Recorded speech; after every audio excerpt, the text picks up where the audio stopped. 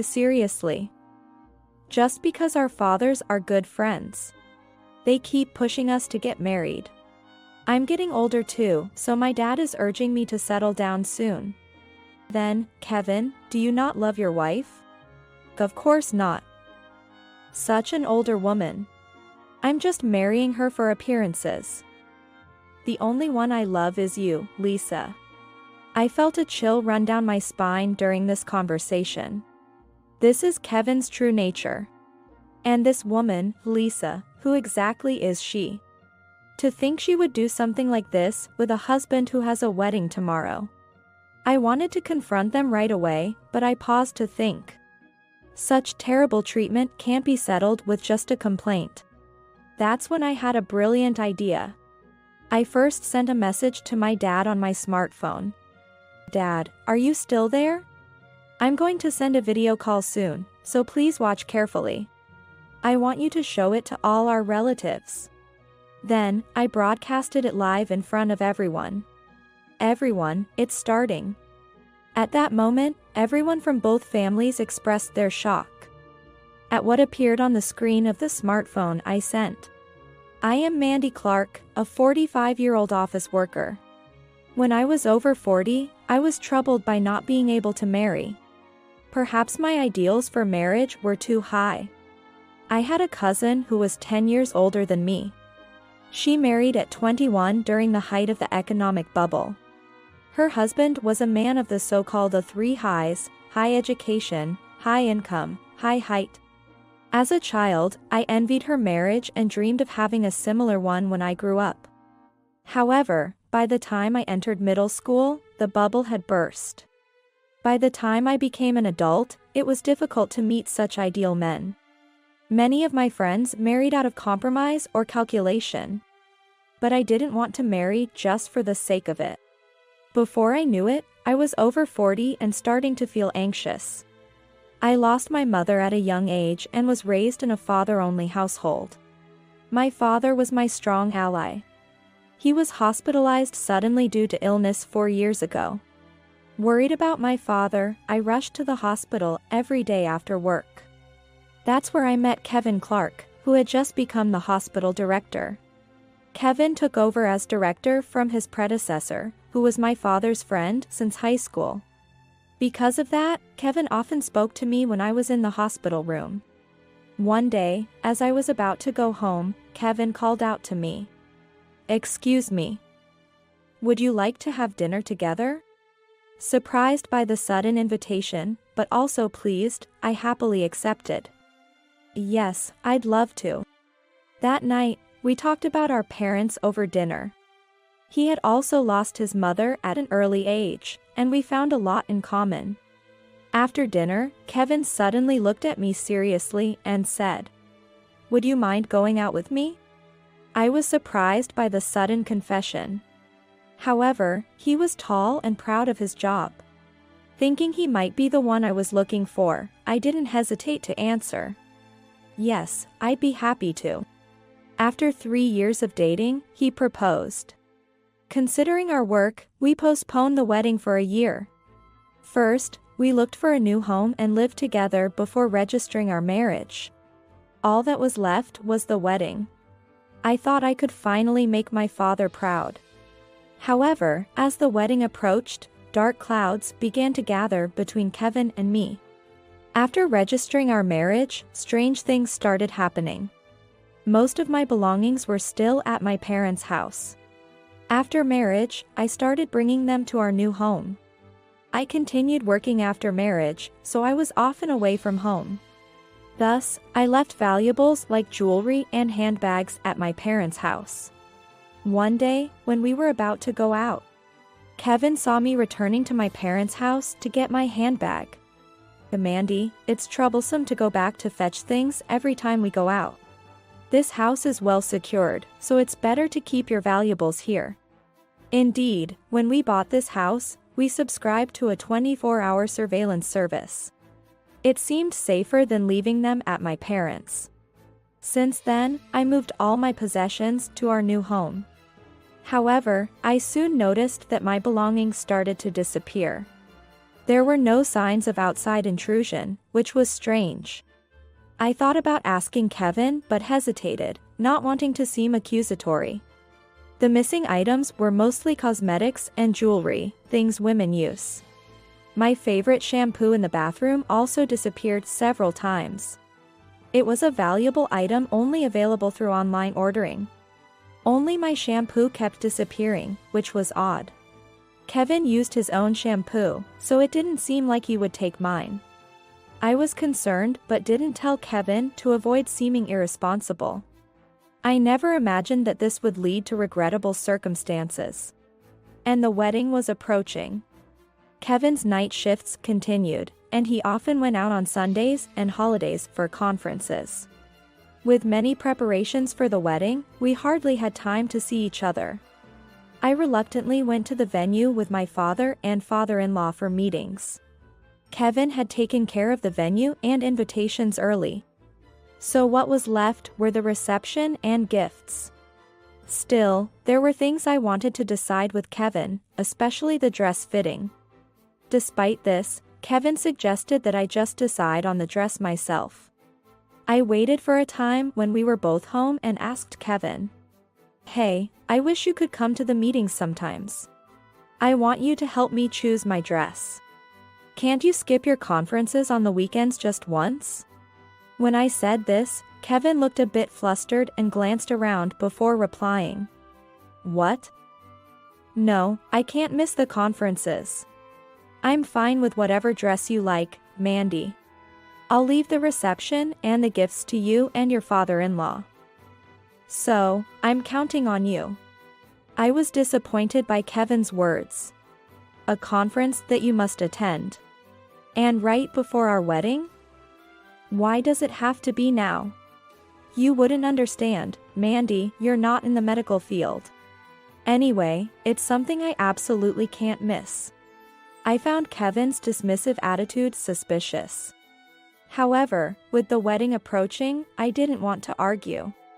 Reluctantly, I had to go along with Kevin's wishes. Then one day, while I was working in the morning, I realized I had left some documents at home for an afternoon meeting. Oh no.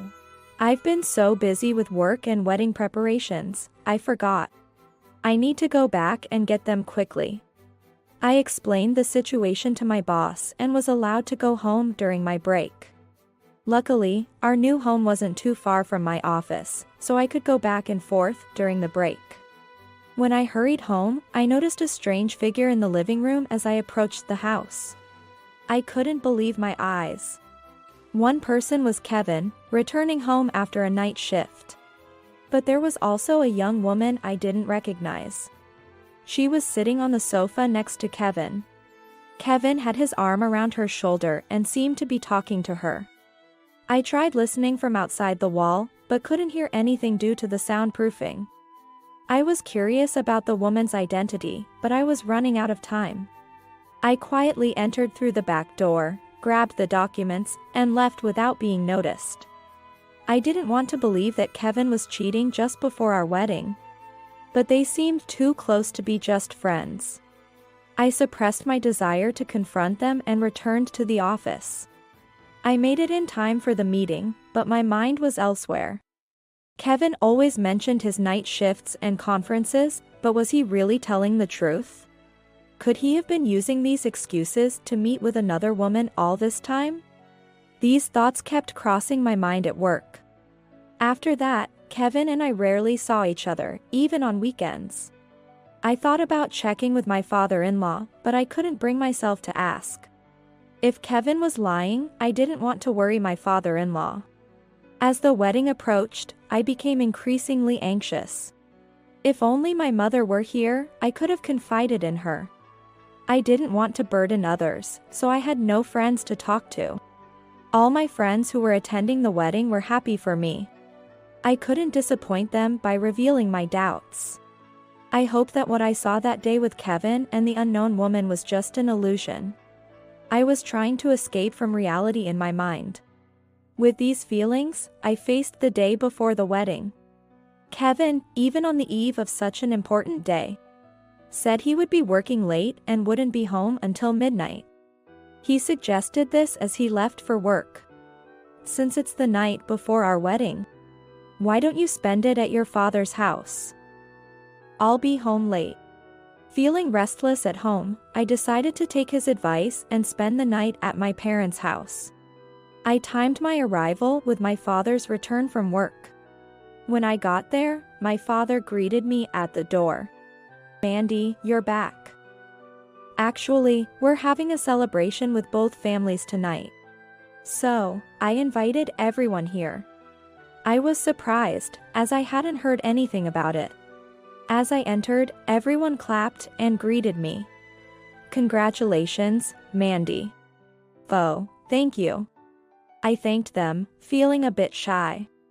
I joined the celebration for a while, receiving everyone's blessings. But I thought it best to rest early for tomorrow. After having just one drink, I returned home. Feeling mentally exhausted, I was suddenly overcome with sleepiness. Deciding to take a bath in the morning, I went straight to bed upstairs.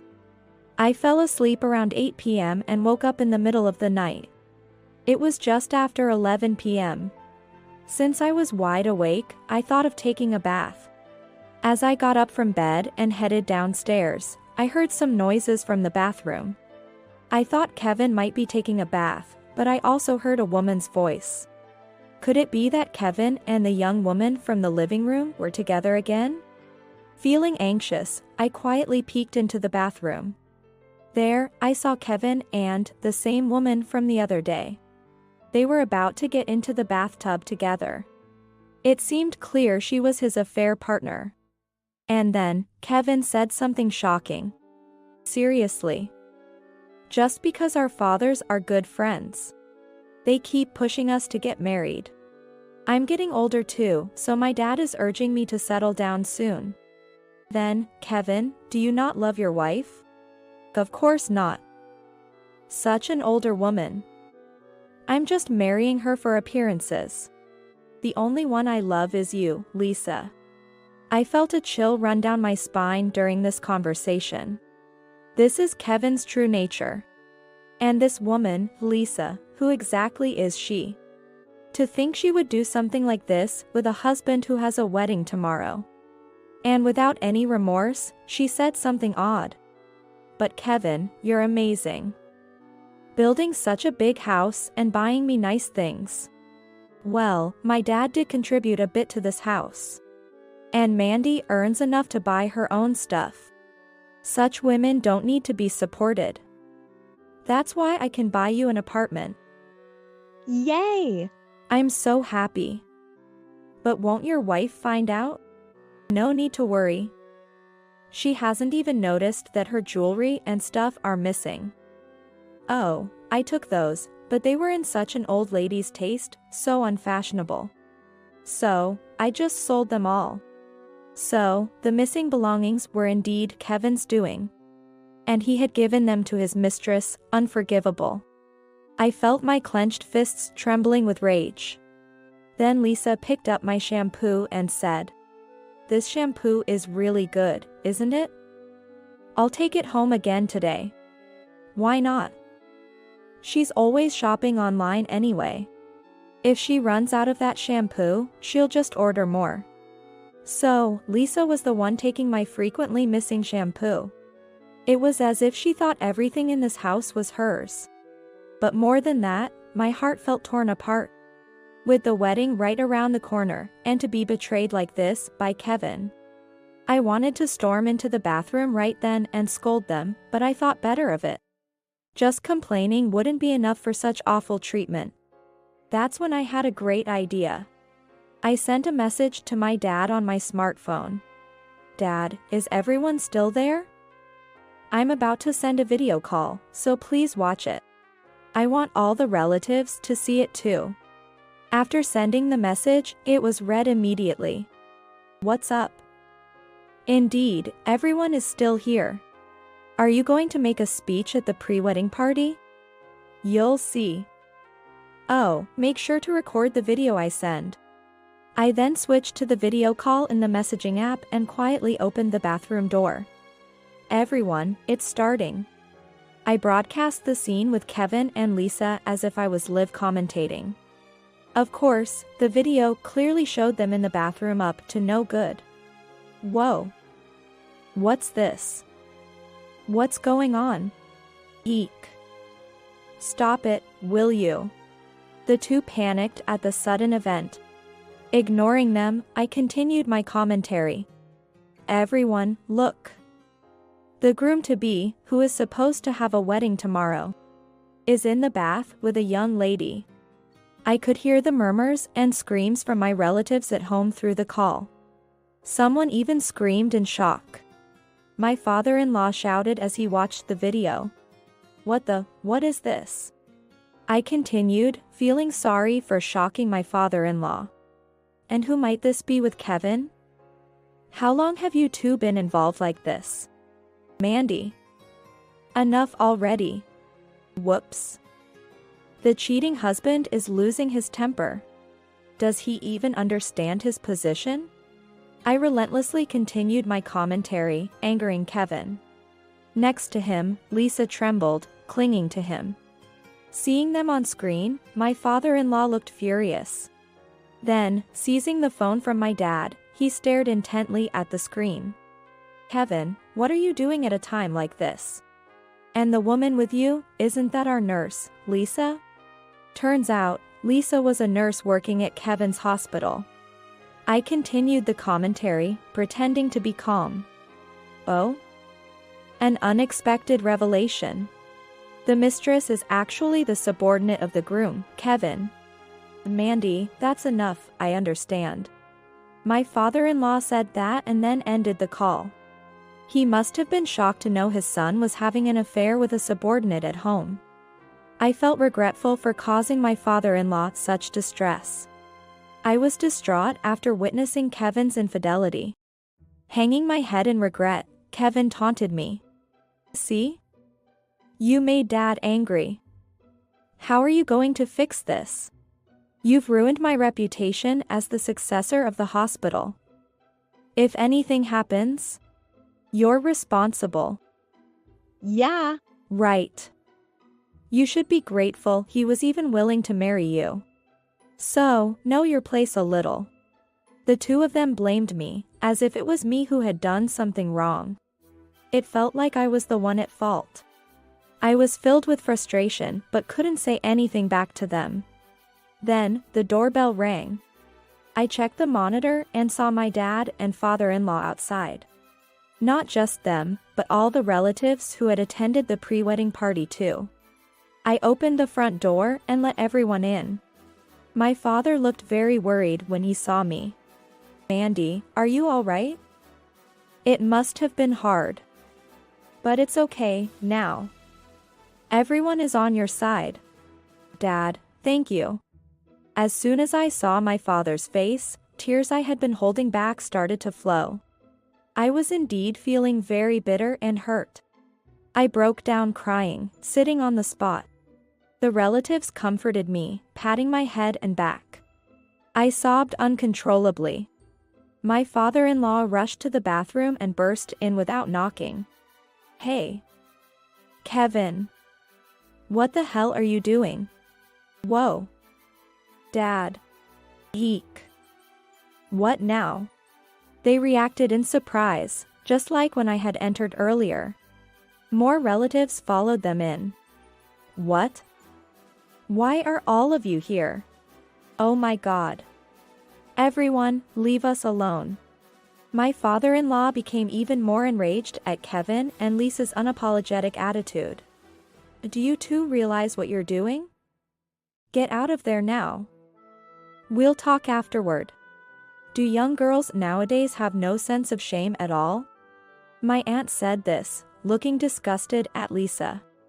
The two, covering themselves with towels, hastily got out of the bath and headed to the changing area. However, their clothes were not there. In fact, I had secretly hidden them before filming with my smartphone. Hey, where did our clothes go? Kevin, with a towel wrapped around his waist, looked bewildered. I almost burst out laughing. Lisa was sitting on the floor, shivering with fear. Everyone looked at the two with disdain. Hey, let us change in the bedroom. We'll catch a cold like this. No. No. Please help me. My father-in-law's treatment was harsh. He probably thought they would escape if allowed to change. Just sit down for now. Kevin, why did you do this? Explain yourself properly. Well, it's because I married Mandy because Dad told me to. She wasn't really my type. What? You never mentioned such a thing. Well, I'm the successor, and Dad's word is absolute. I thought I'd risk losing my position as director if I went against him. My father-in-law looked utterly dumbfounded by Kevin's explanation. The relatives all had shocked expressions. Marrying out of obligation. Hearing this, I felt unbearably sad. My father-in-law, noticing my distress, spoke kindly to me. Mandy, I'm sorry for the pain my son has caused you. It's truly regrettable. No. It's not your fault, Father. Please, don't feel that way. It's just, we were supposed to have the wedding tomorrow. And now this has happened. His words made my heart ache. I had eagerly awaited the wedding, but now I couldn't feel happy about it. As I looked down somberly, my father put his hand on my shoulder. Mandy, you don't have to force yourself anymore. I will explain everything to the guests who were to attend the wedding. That meant the wedding was to be called off. I couldn't continue a marital life with Kevin under these circumstances. So, the only option was to cancel the wedding. Just as this seemed settled, Kevin remarked happily. Huh. So, am I free now? No. That's not happening. My father-in-law's expression turned stern again. What? Why? We're not getting married anymore, right? You had an affair with a young nurse at our hospital. It's only known to the family now, but soon it will spread through the hospital. We can't keep someone like that as the director. Right. Kevin has dishonored his parents. He's disqualified as a successor. The other relatives nodded in agreement. Does that mean I'm fired? Yes, that's right. My father-in-law nodded affirmatively, and Kevin began making pathetic excuses. That's ridiculous. I was deceived. She seduced me with her youth. It's not my fault.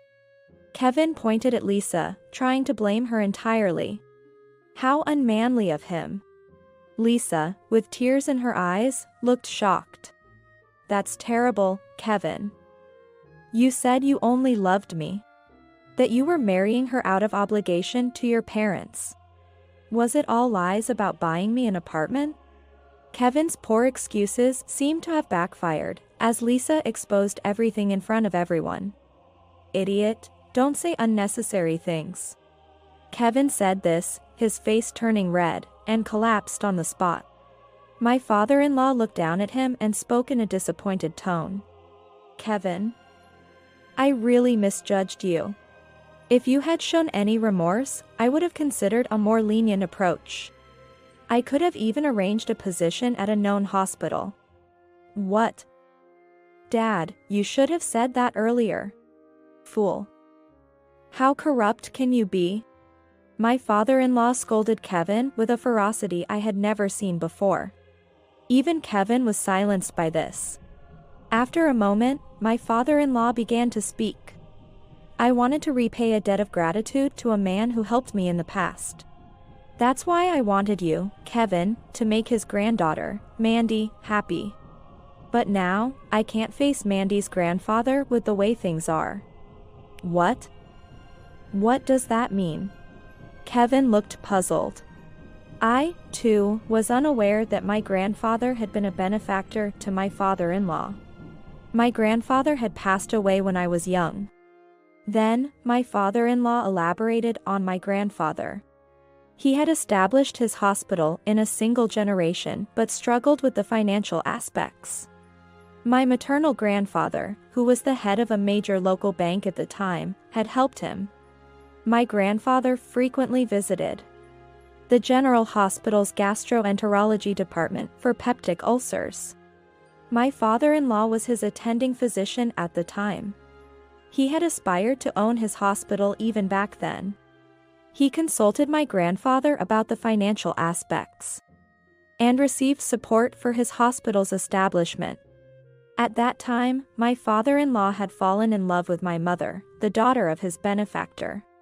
He boldly confessed his feelings, but by then, my mother was already in a relationship with my father. After sharing such a poignant love story, my father-in-law turned his gaze back to Kevin. That's why, Kevin, you owe your current position to Mandy's grandfather. I wanted you to make Mandy happy because of that. Then, Lisa spoke up. What's that supposed to mean? That's just the parents' convenience, isn't it? Deciding on a son's marriage partner for such a reason is terrible. Shut up. The mistress should keep quiet. No. Scary. Kevin, help me. Lisa clung to Kevin, begging for help. But Kevin shook off her hand and shook his head slightly. I'm sorry, Lisa. There's nothing I can do now. No way. As Lisa sobbed, my father-in-law addressed her. That's the situation. Unfortunately, Lisa, you'll have to leave the hospital. What? That's so unfair. It can't be helped. Your actions could jeopardize the hospital's reputation. Lisa was completely intimidated by his words. Seeing this, I decided to deliver the final blow. While we're on the subject, I'll be demanding compensation from you. Even if you refuse, we have evidence. No way. I've lost my job. And I bought a lot of household items expecting Kevin to buy me an apartment. But that promise is gone too. All that's left is the loan repayment. What am I supposed to do now? Well, that's your own fault for messing with someone else's husband.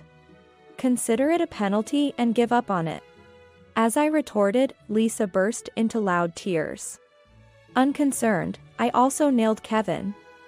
By the way, Kevin, I'll be expecting compensation from you as well.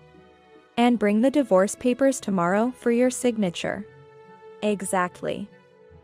I also can't forgive you for betraying Mandy, the granddaughter of my benefactor.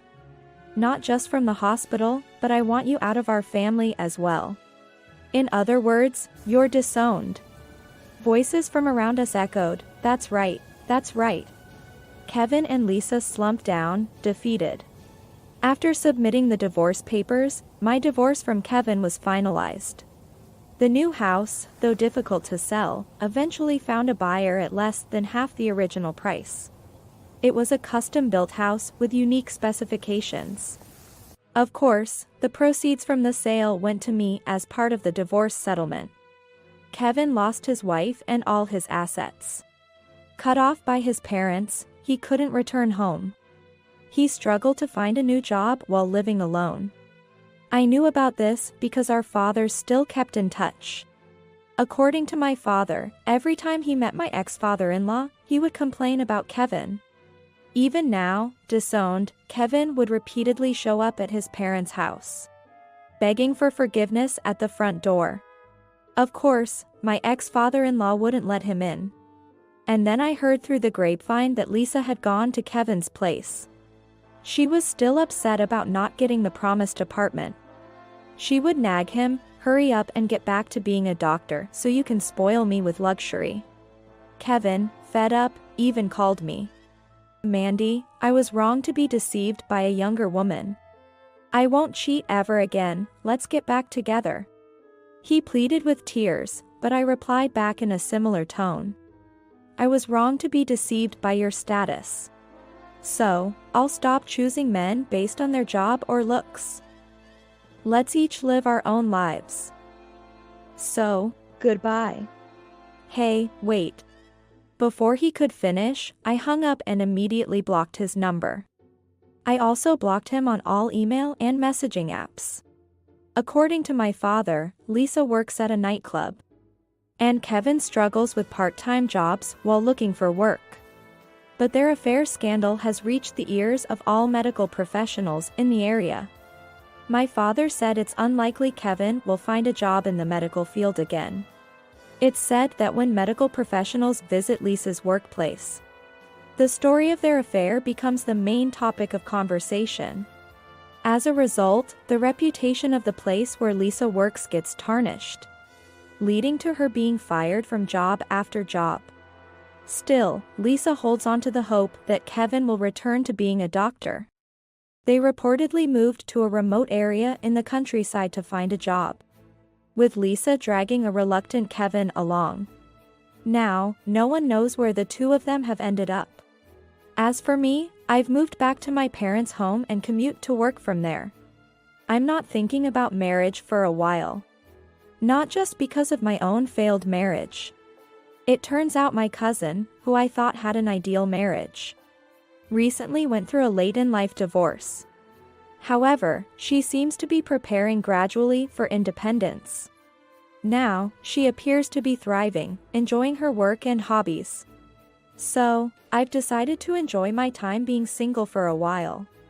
That was until one day, a male colleague from the same department approached me. "I heard you've been through a lot recently?" Well, it's kind of like a war story. My divorce scandal had become a well-known story at the office. Although slightly embarrassed, I always responded with a smile when asked about it. Then, David Parker, with a serious expression, said to me, "Actually, I've been interested in you since I transferred here. But you were engaged, so I gave up on the idea." He then asked me out for lunch during break time. David, 2 years younger than me, transferred to our company 3 years ago. Since then, we've been working in the same department. I hadn't been particularly conscious of him, but he was always kind. He would subtly support me whenever I made a mistake. Maybe someone like David is the ideal partner for me. I thought I wouldn't consider marriage for a while. But perhaps a good person was closer than I thought. It seems I had completely overlooked that until now. Everyone experiences failure once or twice. Thinking about it that way, I've started to consider this opportunity more positively. I'm already in my mid-40s, but age doesn't matter when it comes to happiness. After all, life only happens once.